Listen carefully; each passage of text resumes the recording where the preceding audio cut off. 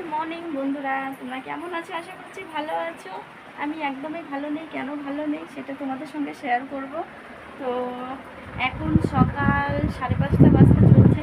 তো দেখতেই পাচ্ছ একদম আমি স্নান করে একদম রেডি, পুজো পাঠ একদম সব কিছু হয়ে গেছে। তো তোমাদের দাদা ভাই কাজে যাচ্ছে আজকে, তো এই জন্য সকাল সকাল উঠছি।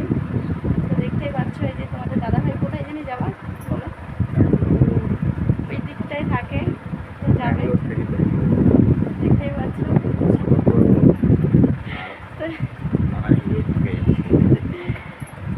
আর এই দিকটায় দেখতে পাচ্ছ আমার মেয়ে এখনো ঘুমের থেকে ওঠে নেই।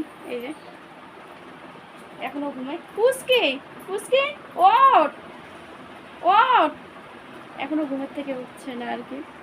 ছেলেও এখনো ঘুমায়, কেউ উঠে নেই। তো এদিকে আমার পুরো একদম চা রেডি। তো চা হয়ে গেছে, চা এখন খাবো। তো বন্ধুরা দেখতেই পাচ্ছ একদম পুরোপুরি চা একদম আমার রেডি। তো চার সাথে কী নিচ্ছি সেটা দেখাচ্ছি। দেখো, টোস্ট টোস্ট আর চা।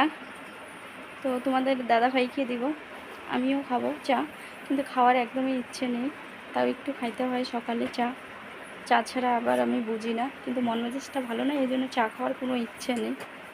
তো দেখতে পাচ্ছ এই যে তোমাদের দাদাভাই চা খাচ্ছে, নিলে ওর চাটা আর আমার চাটা একদম প্লেটে। দাদা দাদা দাদা দাদা দাদা গরম লাগবে।